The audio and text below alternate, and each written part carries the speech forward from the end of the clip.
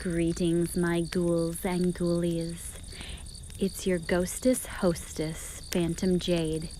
Tonight's tale, A Quicksilver Cassandra by John Kendrick Bangs, published in 1894. It was altogether queer, and Jingleberry to this day does not entirely understand it. He had examined his heart as carefully as he knew how, and had arrived at the entirely reasonable conclusion that he was in love. He had every symptom of that malady. When Miss Marian Chapman was within his range of his vision, there was room for no one else there. He suffered from that peculiar optical condition which enabled him to see but one thing at a time when she was present. And she was that one thing, which was probably the reason why, in his mind's eye, she was the only woman in the world, for Marian was ever present before Jingleberry's mental optic. He had also examined as thoroughly as he could in hypothesis the heart of this only woman, and he had, or thought he had, which amounts to the same thing, reason to believe that she reciprocated his affection. She certainly seemed glad always when he was about. She called him by his first name, and sometimes quarreled with him as she quarreled with no one else. And if that wasn't a sign of love in woman, then Jingleberry had studied the sex all his years, and there were 32 for nothing. In short, Marian behaved so like a sister to him that Jingleberry, knowing how dreams and women go by contraries, was absolutely sure that a sister was just the reverse from that relationship which in her heart of hearts she was willing to assume towards him, and he was happy in consequence. Believing this, it was not strange at all that he should make up his mind to propose marriage to her, though, like many other men, he was somewhat chicken-hearted in coming to the point. 4 times had he called upon Marian for the sole purpose of asking for her to become his wife, and 4 times had he led up to the point, and then talked about something else. What quality it is in man that makes a coward of him in the presence of one he considers his dearest friend is not within the province of this narrative to determine, but Jingleberry had in it its most virulent form. He had often got so far along in his proposal as, "Marian, or will you, and there he had often stopped, contenting himself with such commonplace conclusions as, "Go to the matinee with me tomorrow," or "Ask your father for me if he thinks the stock market is likely to strengthen soon," and other amazingly substitutes for the words he so ardently desired yet feared to utter. But this afternoon, the one upon which extraordinary events about to be narrated took place, Jingleberry had called, resolved not to be balked in his determination to learn his fate. He had come to propose, and propose he would. His confidence in a successful termination to his suit had been reinforced that very morning by the receipt of a note from Miss Chapman, asking him to dine with her parents and herself that evening, and to accompany them after dinner to the opera. Surely that meant a great deal, and Jingleberry conceived that the time was ripe for a blushing yes to his long-deferred question. So he was here in the Chapman parlor, waiting for the young lady to come down and become the recipient of the interesting interrogatory, as it is sometimes called in the sections of Massachusetts.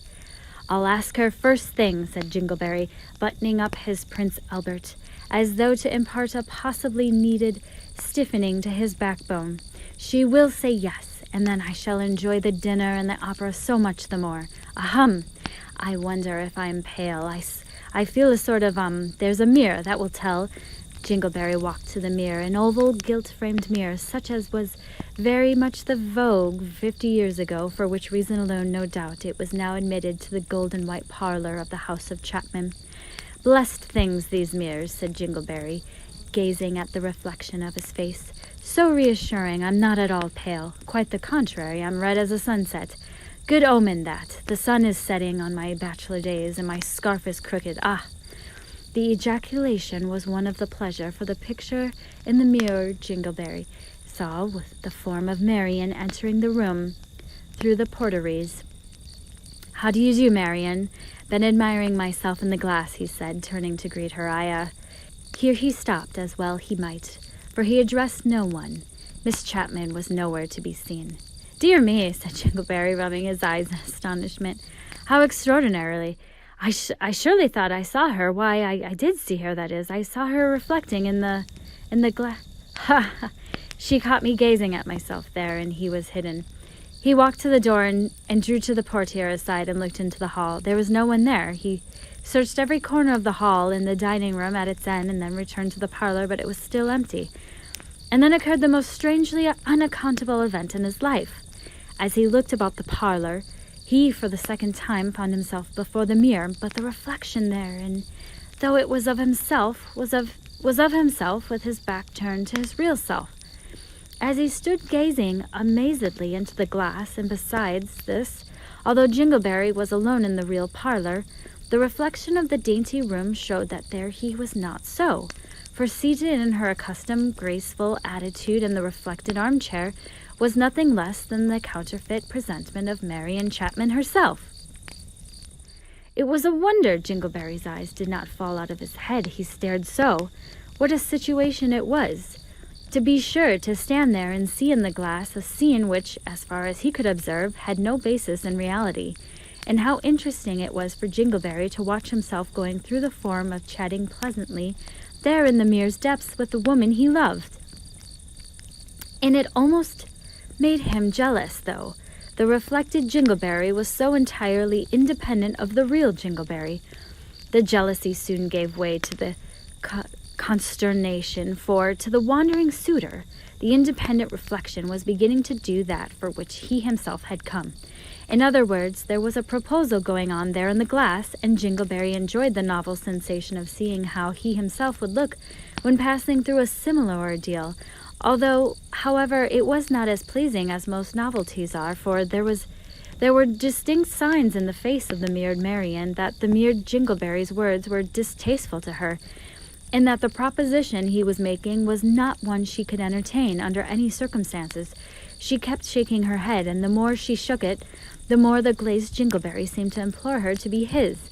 Finally, Jingleberry saw his Quicksilver counterpart fall upon his knees before Marian of the glass, and hold out his hands and arms towards her in an attitude of prayerful despair, whereupon the girl sprang up to her feet, stamped her left foot furiously upon the floor, and pointed to the unwelcome lover to the door. Jingleberry was fairly staggered. What could be the meaning of so extraordinary a freak of nature? Surely it must be a prophetic. Fate was kind enough to warn him in advance, no doubt. Otherwise it was a trick. And why should she stoop to play so paltry a trick as that upon him? Surely fate would not be so petty. No, it was a warning. The mirror had been so affected by some supernatural agency that it divined and reflected that which was to be, instead of confining itself to what Jingleberry called simultaneity. It led, instead of following or acting coincidentally with the reality, and it was the part of wisdom, he thought, for him to yield in its suggestion and retreat. And as he thought this, he heard a soft, sweet voice behind him. "I hope you haven't gotten tired of waiting, Tom," it said, and turning, Jingleberry saw the unquestionable real Marian standing in the doorway. "No," he answered shortly. I've had a pleasant, very entertaining 10 minutes.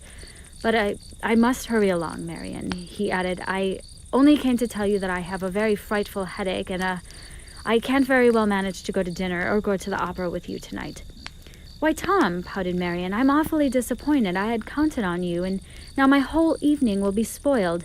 Don't you think you can rest a little while and then come?" "Well, I want to, Marian," he said Jingleberry, "but to tell the truth, I'm afraid I'm going to be ill. I have such a strange experience this afternoon. Tell me what it was," suggested Marian, sympathetically, and Jingleberry did tell her what it was. He told her the whole story from beginning to end, what he had come for, how he had happened to look in the mirror, and what he saw there, and Marian listened attentively to every word he said. She laughed once or twice, and when he had done, she reminded him that mirrors have a habit of reversing everything, And somehow or other, Jingleberry's headache went, and, well, everything went. A Quicksilver, Cassandra.